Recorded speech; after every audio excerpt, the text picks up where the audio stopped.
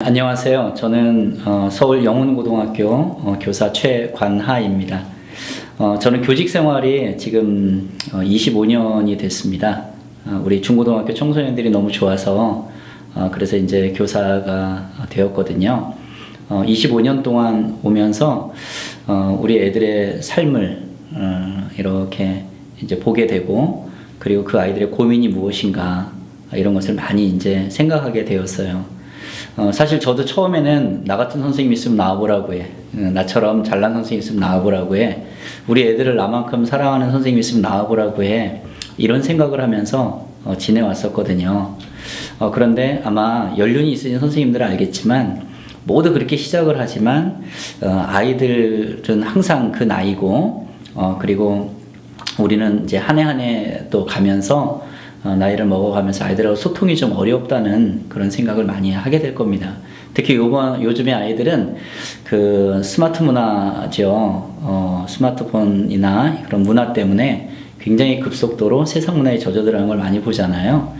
그래서 많은 고민을 했습니다. 우리 아이들과 좋은 교육을 이루었으면 좋겠는데 아이들과 어떻게 소통해 나가야 되는가, 그것을 매번 고민을 했었어요. 그러던 중에 이제 책으로도 그 고민의 내용을 쓰기도 하고, 또 여러 선생님들 만나면서 모임을 갖기도 하고 이랬는데, 이번에는 또 동영상으로 제작할 수 있는 그런 기회가 주어졌어요. 그래서 이 동영상 제작은 제가 뭘 굉장히 잘해서라기보다는요, 선생님들처럼 우리 아이들을 사랑하는 마음에서 교육을 했지만 많이 고민하고 아파하고 갈등하고 또 실수도 했고, 그렇지만 그 속에서 조그만 결실이 맺혀지는 거, 그런 것들을 같이 나누고 싶은 마음에 이번에 동영상을 선생님들하고 공유하게 되었습니다.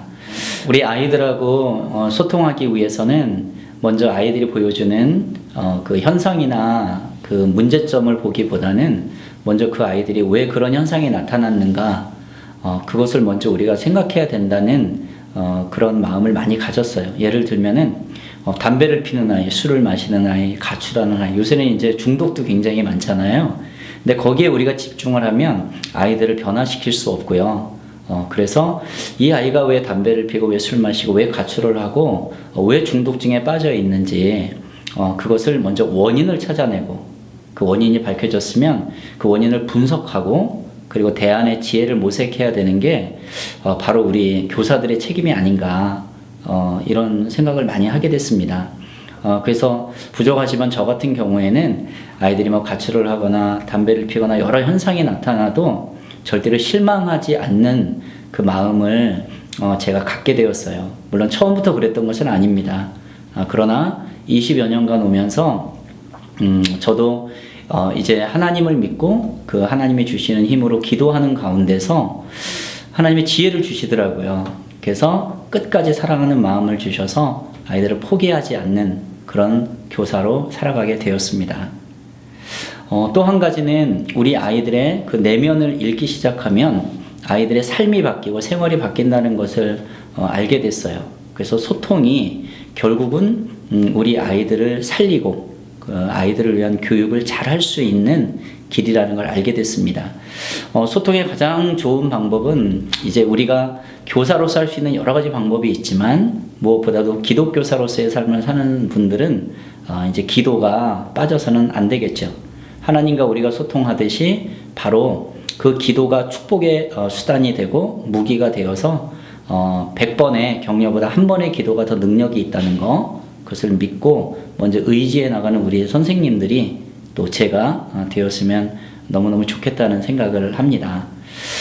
우리 아이들하고의 삶 속에서 또 한 가지 아이들이 힘들어하는 것은 아이들의 문제로 그치지 않고 이제 가정의 문제까지 확대가 되어서요, 그 부모가 어떤 분인지, 그리고 부모로부터 아이들이 어떤 안 좋은 영향을 받으면서 지내고 왔는지, 그러니까 아이들의 잘못이라기보다는 부모로부터 자기도 모르게 받은 안 좋은 영향 때문에 아이들이 힘들어하는 경우가 많잖아요. 그래서 이 시대에 특별히 기도하는 선생님들은 아이들과 소통하기 위해서 아이들의 뒤에 있는 그 부모님들까지도, 가정까지도 염두에 두어야 된다는 거, 그것을 제가 생각하게 되었습니다.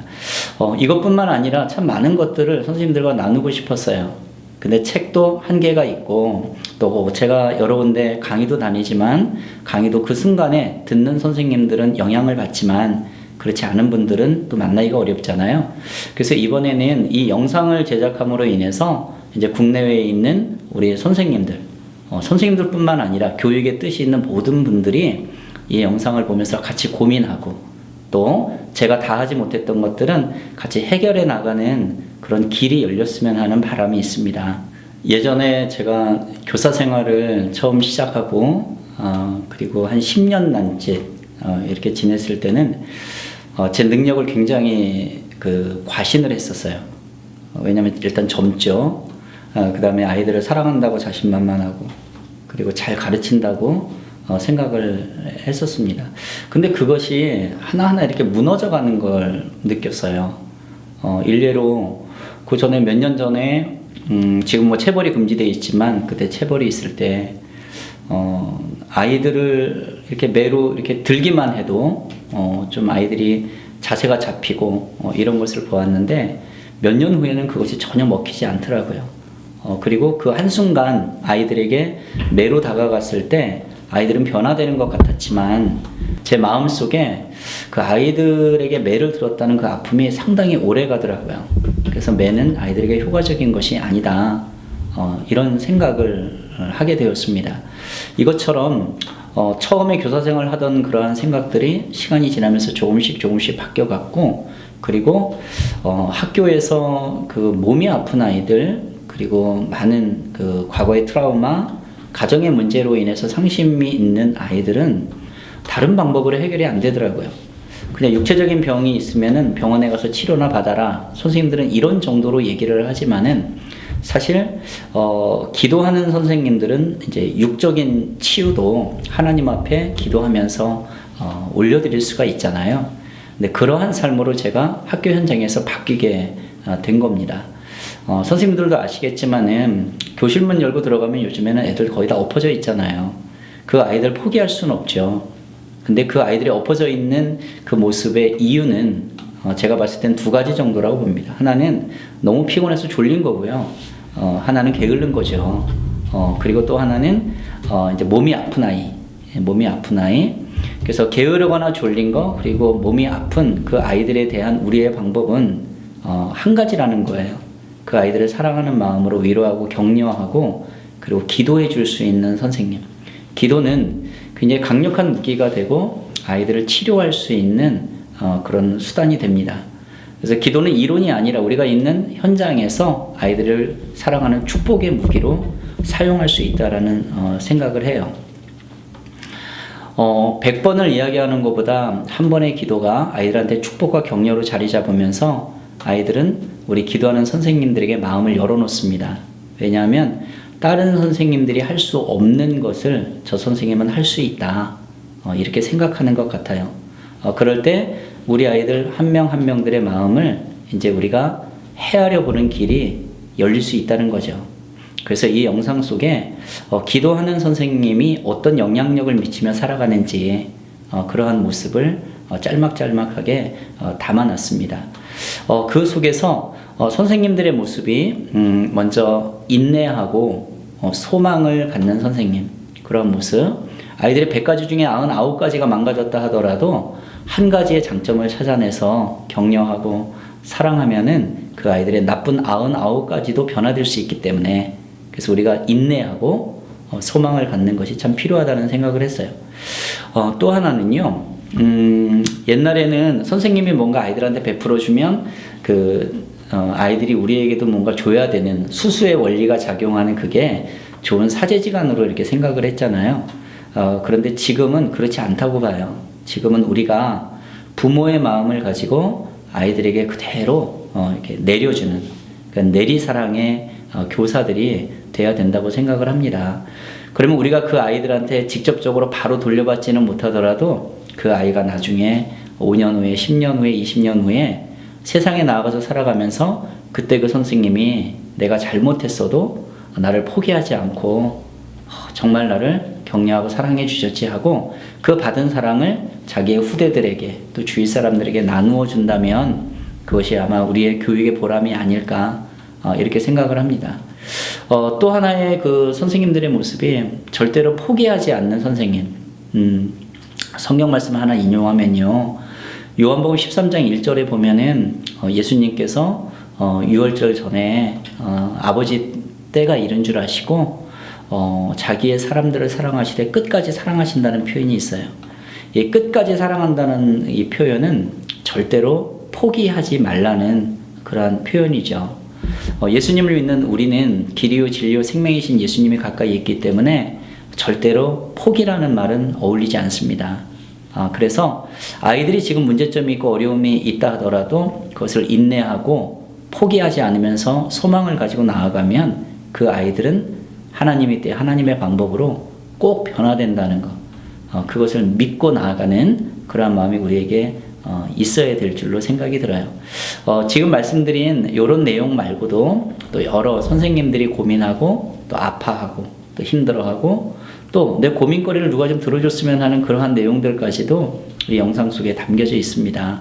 그래서 선생님들의 총체적인 것이 담겨져 있는 건데요. 그런데 이것이 사실은 짤막짤막한 것이 몇 개가 안 됩니다. 그래서 이것이 그 요번에 영상뿐만 아니라 그 다음 단계 지속적으로 이 영상이 여러분들에게 소개가 될 것을 약속드립니다. 이 영상을 접했으면 하는 그런 분들이 있어요. 첫 번째는 저처럼 학교 현장에서 아이들을 만나는 그런 기독교사 선생님들, 그런 선생님들이 꼭 보시고 그리고 함께 고민해 주셨으면 합니다. 그리고 좋은 것들 서로 공유했으면 좋겠고요. 두 번째는 우리만 아이들을 양육하는 게 아니죠. 그래서 교회의 선생님들, 또 교회의 교역자들, 그리고 교회에서의 성도님들도 이것을 보면은 우리 아이들의 세계를 이해할 수가 있고 아이들이 고민하는 것도 알 수가 있고요. 그리고 이 아이들을 양육하는 우리 선생님들이 또 어떤 고민을 하는구나, 이것도 우리 성도님들, 부모님들 입장에서는 잘 아실 수 있을 겁니다. 우리 교회 교사의 교역자들, 교회에서의 사역하시는 분들의 맹점은 우리의 자녀들, 우리 아이들의 삶이 바깥 세상에서 많이 이루어진다라는 거, 그것을 알면서도 잘 이해하지 못하는 데 맹점이 있습니다. 우리 아이들은 교회에서 사는 것보다 사실은 바깥 세상에서 더 많이 살잖아요. 그 바깥 세상은 특히 학교가 대부분입니다. 그래서 학교 생활에 아이들이 어떻게 살아가고 있는지를 그것을 잘 알면 교회에서의 교육도 성장하는 데 많은 보탬이 되리라고 생각을 합니다. 또 이 영상을 보셨으면 하는 분들은요, 교육에 다 뜻이 있으시잖아요. 우리 다음 세대에 관심이 있으신 모든 분들, 모든 분들이 관심을 가져야 되겠죠.